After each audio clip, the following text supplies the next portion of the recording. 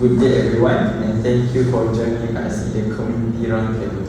Today's topic brings together two critical pillars of human development, Sustainable Development Goal 3.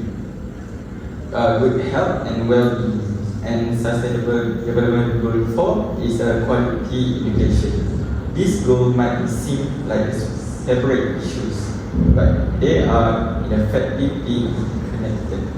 To understand this better, let's hear from our health specialist, ATIKAH. Can you get us started? Thank you, Fahmie. I'm glad you mentioned the connection. Health and education go hand in hand. A child who is healthy has the ability to attend school regularly, focus in class and absorb knowledge. On the other hand, an educated individual is more likely to make healthy decisions like eating well, exercising, and also getting vaccinated. Take this example. In communities with higher literacy rates, mothers are more aware of vaccination schedules and can recognize symptoms of common childhood illness early. This leads to a reduction in child mortality rates. Education isn't just about academics, it's about survival too. I completely agree, ATIKAH. And from an educator point of view, it's clear that school must evolve. Education today should include life skill and health awareness.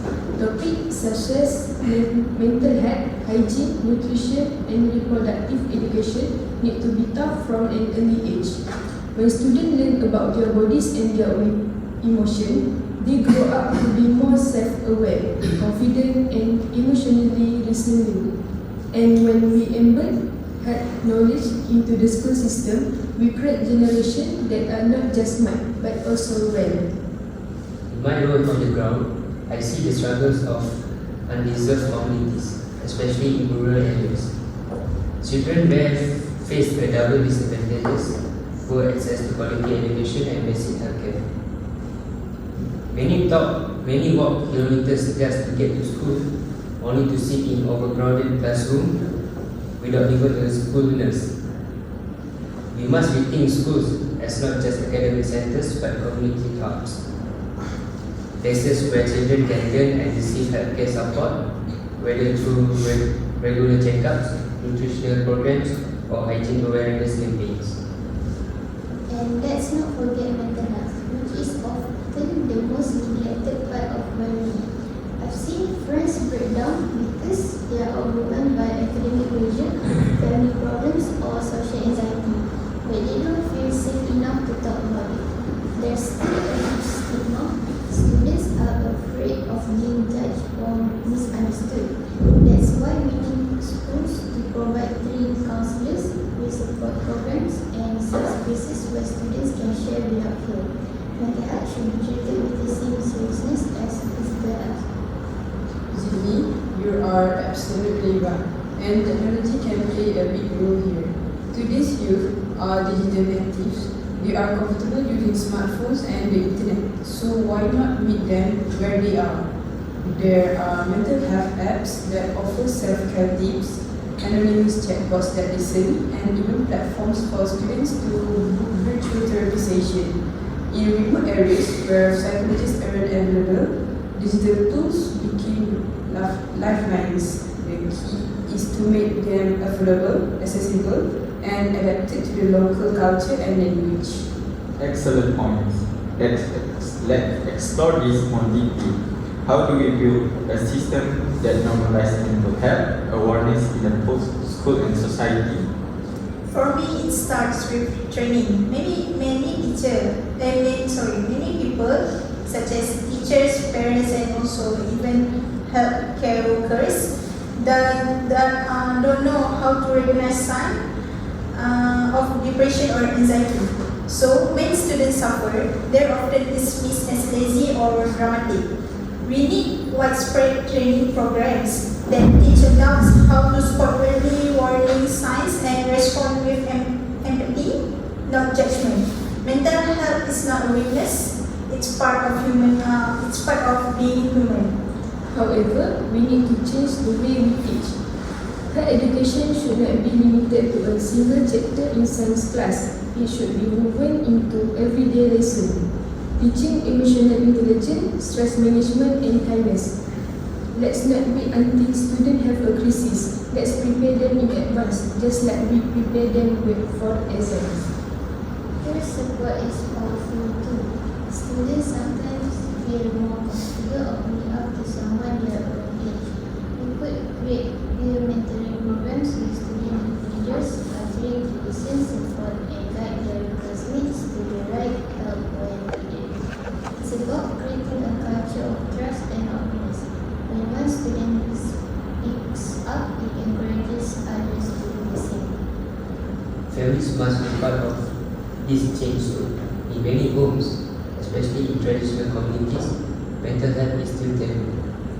Parents need to understand that anxiety, burnout, and depression are not just phases.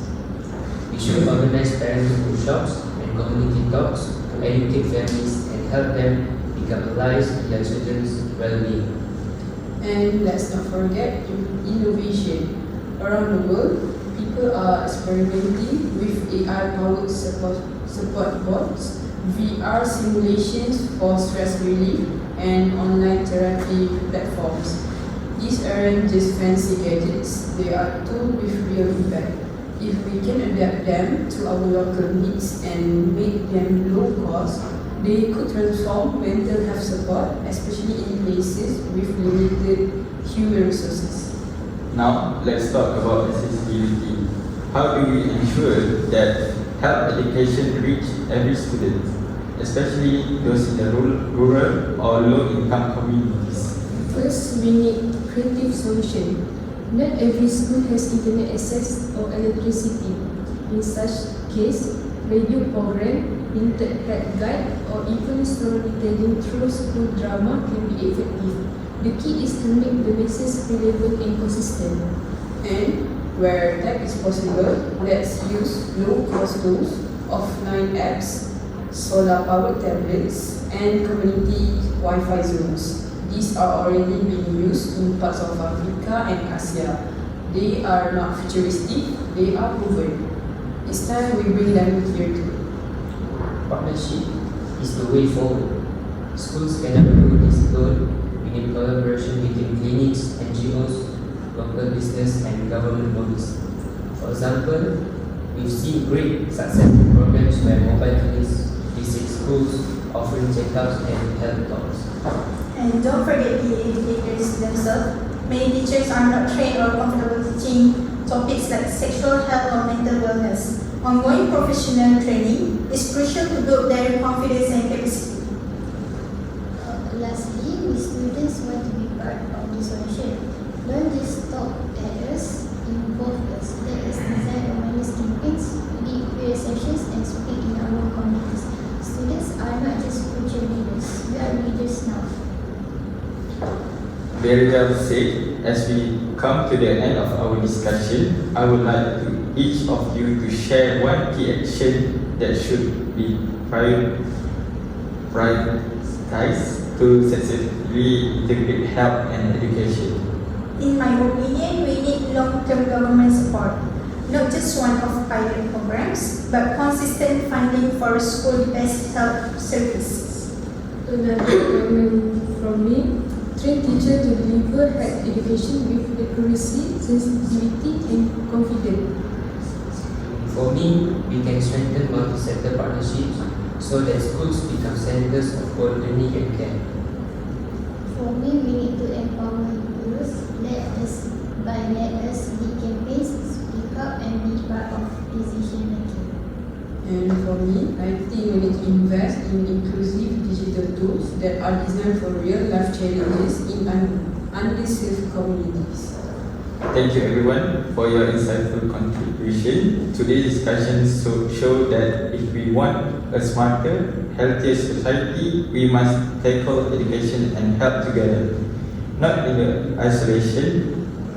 When we listen to each other, work together and use both human and digital solutions, we can build a future and no child is left behind. whether in the classroom or in health.